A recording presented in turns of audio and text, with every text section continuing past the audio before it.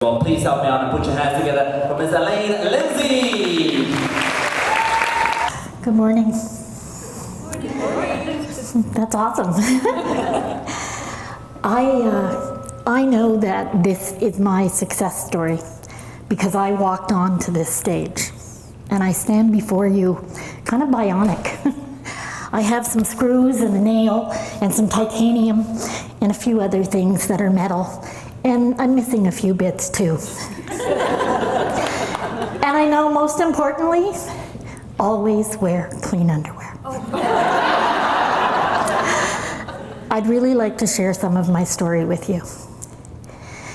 It's 2 a.m., March 1976. I'm 20 years old, and the phone rings. I get dressed and run out to help a friend. It's minus 20 Fahrenheit, really cold. And I had to stop at the old Fuller's restaurant on Bank Street, because, you know, anybody who's ever been pregnant knows you always have to pee. I, of course, had to pee. I got in there, I was 6.5 months pregnant, and I had on this big fur coat with a hood. So of course I had to take it off to get into the stall. And as I walked by the mirror, I caught sight of myself and realized my shirt was on inside out.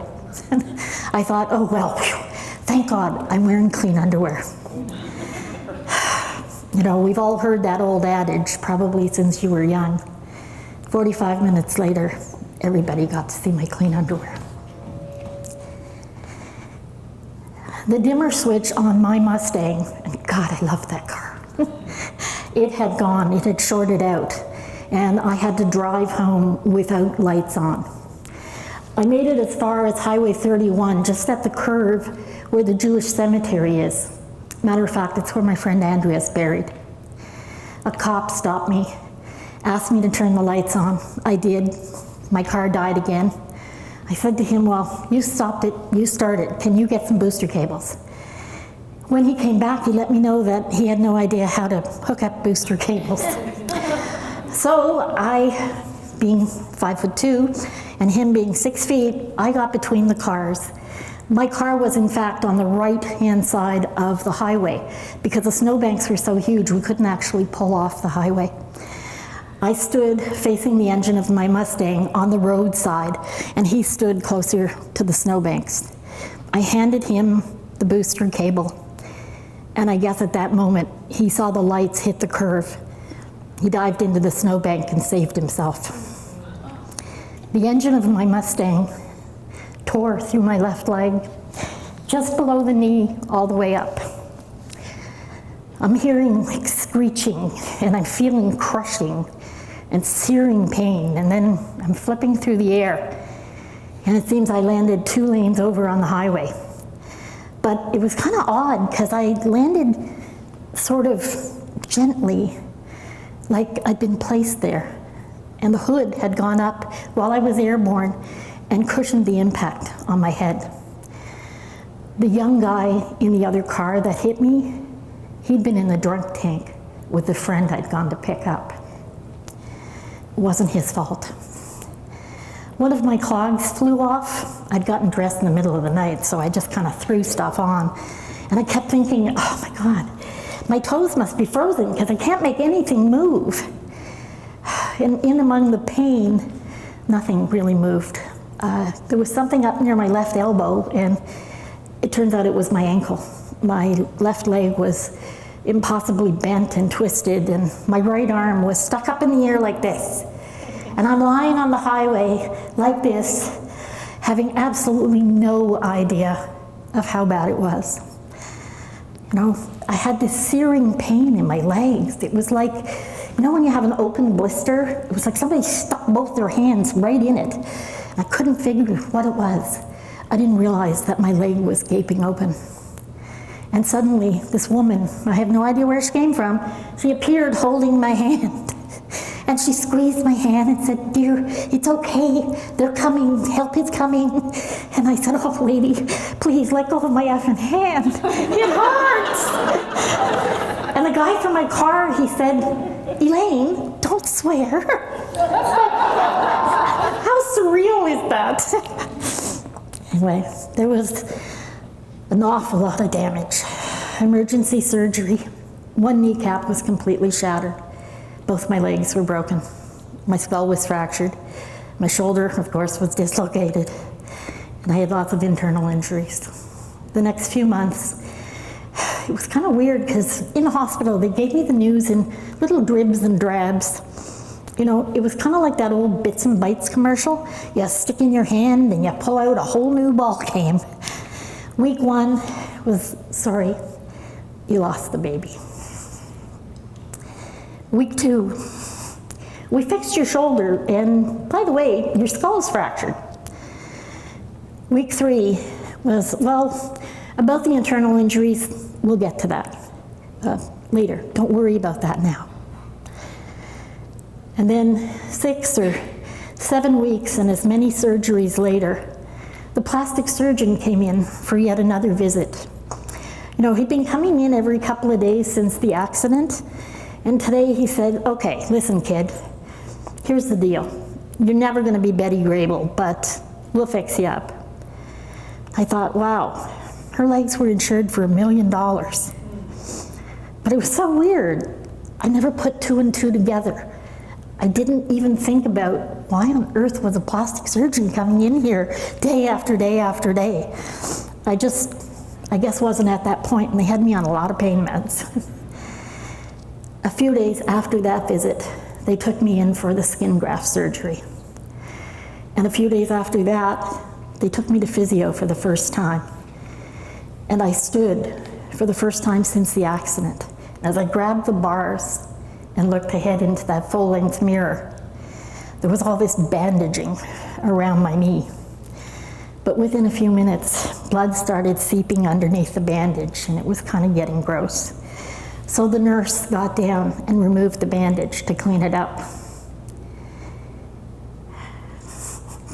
That was the first time I saw that big, angry, jagged hole in my leg. And in that moment, I felt like nothing.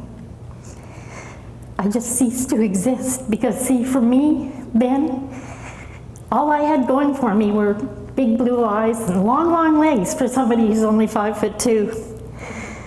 I was in shock. I spiked the fever and was delirious for 3 days. About 3 weeks later, they sent me home.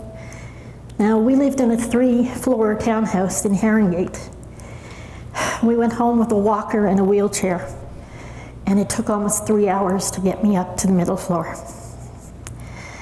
The next week, we decided we'd go to the grocery store, a first outing, wheelchair in tow. I lasted about 10 minutes in the store. And then I broke my nose 3 times in the next little while trying to learn to walk again, because I just couldn't stand the pity I saw, or I thought I saw, in people's eyes. You know, we can be so self-absorbed when we have a flaw or an issue. It's kind of that weird dichotomy of totally lacking self-confidence, but being so narcissistic that you think the entire world is focused on you. All there is me, me, me. It's like me TV. For the next 5.5 years, I had a cast on one leg or the other pretty much constantly. It was actually really funny because people were always confused. First they'd do one kneecap, 6 to 8 weeks in a cast, and then I'd have like a week or 2 off, and then they'd do the second leg. Same thing, 6 to 8 weeks, and then a week off. And I'd see people again, how are ya? I never told anybody. It was too much fun. Because of all the pain, they started me on cortisone shots every month. They didn't know what cortisone did back then, certainly not long term. The main drawback nobody knew about was you started putting on weight. Funny story though, one summer during all those casts, a friend of mine was getting married, and I was bound and determined not only was I going to this wedding, I was gonna look great. So I wanted to wear my favorite shoe. It was a great big, wedge shoe, absolutely gorgeous. So Red, the cast guy, I went in, took the shoe and told him, build the bottom of the cast so that it matches. so that I can walk pretty normal at the wedding. Sort of stupid. For the next 6-7 weeks, I had to hobble along or wear the damn shoe, which looked pretty funny. Now, I've always had a really good sense of humor, and I can and do laugh at myself. After the accident, I was a little more acid-tongued and a bit defensive for sure. And I told everybody, you believe in karma? In a former life, I must have been a pirate. I didn't really know what karma meant back then. Deep inside, part of me was super, super angry. You know, sometimes I'd wonder, like, why me? Why me? And yet, because I'd always been, like Pollyanna, playing the glad game and finding something every day to be grateful for, I took joy in my darling daughter and anywhere else I could. I have said to many people here who know me, I've got a 9-year-old mind and little things do amuse me. I was married in 1980, and after a very difficult pregnancy in 1982, I had my son. I was really thrilled about all of that, but I was so disgusted by how I looked. I put on so much weight. I decided to have my stomach stapled. I've never told anyone this before. I just said I had surgery that went wrong. I'd seen the stomach stapling on TV, and it was experimental surgery back then for sure. What I didn't know, the only doctor here in Ottawa that was doing the surgery was being investigated because he'd already killed 2 patients. In 1983, I decided this was it. I was ready. I went in for the psychological counseling. I got everything set up. I set up a friend to come and look after the kids.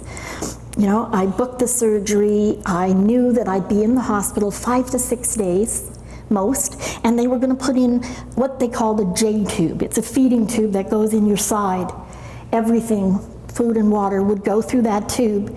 And when I came home from the hospital, after 3 days, the doctors would take it out and they'd wean me off and onto solid food. Sounded great. It was all going to be good. Once I was home, it'd be about 3 weeks in total, and I could go back to work. See, I had just come back from an amazing convention in Las Vegas with my company. I was a manager now. I had a great crew behind me. I was really ready to take on the world and knew this was going to be it. This would make me happy with myself because I'd be thin and I could do what I wanted. And I just knew this was absolutely it, against the wishes of everyone in my family. So we'll never really know what happened during the surgery. A slip, a cut, eventually a gastric leak, and a huge cover-up. 6 days in hospital, and I went home unknowing for about 17 hours. Due to the pain, I was back in the hospital. September 21st, there was more surgery. Long abscess, chest tubes had to be put in, peritonitis, blood transfusions. September 28th was my daughter's birthday. The doctor said surgery was imperative because I would live for less than 24 hours. I guess he panicked in that surgery because he brought in another surgeon. And he basically told him, I want you to slit her throat and divert her esophagus out her neck so nothing can get to the stomach, and maybe that way it can heal. Not a normal procedure. My neck stayed like that for more than 6 months. Saliva left on your skin for a long time causes irritation. I was in ICU for more than 9 days. My whole abdomen was left open from here to here. They had these little things that look kind of like sunglasses that when you go to a tanning place, they're little round things. Well, that seemed to be what they were holding me together with. It's really weird. And I had all these drains. I was hooked to machines on the wall, but there weren't enough wall plugs for all the drains that I had coming out of me. 3 of them were like hand grenades, and they just kind of hung there, waited. And one tube that was on my right side, well, he hung around for a really long time. He actually went home with me for months. So I called him Hugo, because you go where I go. Nurses laughed at that too. Now, I want you to imagine you can have nothing by mouth for a month. Okay? Imagine how thirsty you are. My lips are cracked and dry. Now, in honesty, I was being fed and I got drink through the tube in my side. So I was being somewhat nourished. Your brain doesn't get that though. So at night, the nurses, after visiting hour, they would go and they'd collect all the towels that were anywhere on the ward, and they came in with popsicles. Now, this part's a little gross, but I could have popsicles, but of course they came out my neck. So we stuffed all these towels around my neck. And in the morning, there were always these piles of towels outside my room. And they were bright blue and purple and red. And people would come in and you could see them shaking. What the hell is that? The nurses were really awesome. They were just trying to make me happy. By the end of that month, my neck was red, raw, and blistered like partway down my chest. And one nurse got a bright idea. She called the stoma therapist. Her name was Nicole, and she worked with colostomy patients. She got a colostomy bag. They were bigger than this back then, and they were clear plastic. It had a big adhesive on the back, and she taught me how to put it on my neck. And it would stay for 2 or 3 days, so it was much less damaging. I didn't mean to hit the mic.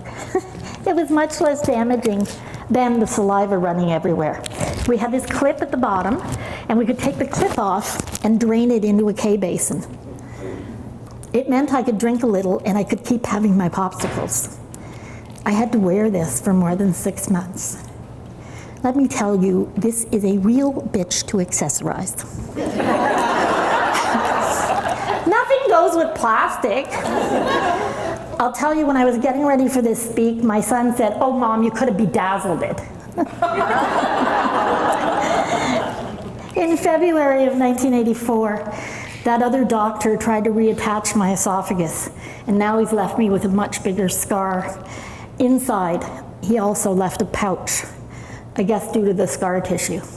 So sometimes when I eat rice and it gets caught in my throat, I whoop like a crane. If I drink too fast, or especially when I drink water, I gurgle really weird. I'm now my own orchestra, which is sort of cool, because I can't carry a tune. When I yawn in public, it's really funny, because people run and say, "Can we help you?" Another funny story. Nearly a year, it doesn't start that way, but it really is. Nearly a full year goes by, and I'm still feeding through the tube in my side. I've lost tons of weight, mainly because I can't eat. And my supervisor, Lois, a dear friend, she called and said, "You know what, let's have a little outing. I'm gonna send my boyfriend Ralph to come get you, and you can come here and show off the new you." And I was so excited. So I put on this lovely beige dress and a raincoat over it so I could make it a big surprise. And her man, Ralph, he showed up in his brand new Mercedes sports car. I was so excited. When I got to her door, I opened the raincoat and went, ta-da! The stopcock on the J tube had fallen out in the car. I was stained all over with bile. Okay, when you go ta-da, you really don't expect the person to recoil in horror.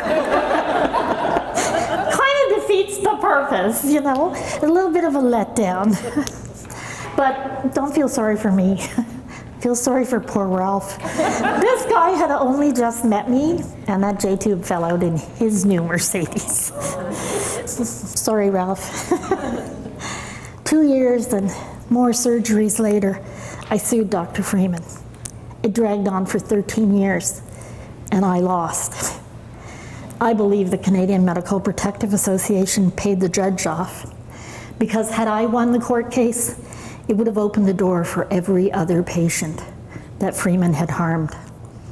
You see, Dr. Freeman damaged so many people, the nurses in the OR and the ICU called him Dr. Nick, because he nicked everything he touched. After 13 years, imagine my surprise.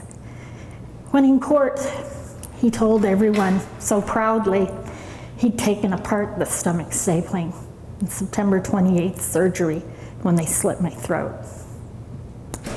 15 minutes after the judge went to the deliberations, the head of my law firm handed me a bill, $768,429.29. I said, like, seriously, you couldn't have rounded off the 29 cents? Well, long story short, I didn't get the moolah. I did, however, get the bonus prizes. For Christmas one year, I got hepatitis C.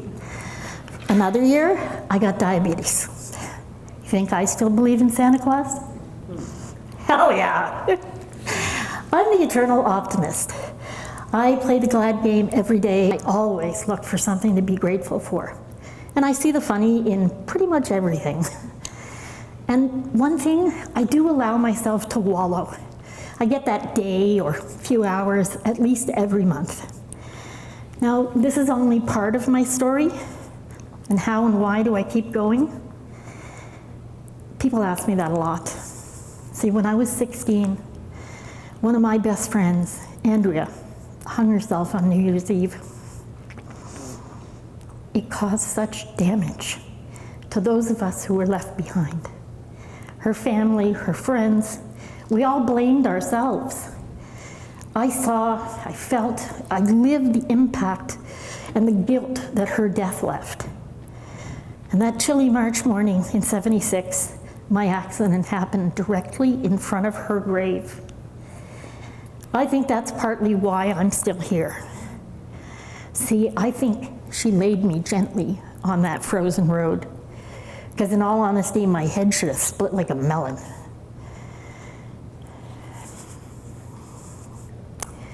During the toughest years and the multiple surgeries, the mountains of pain and those bad days,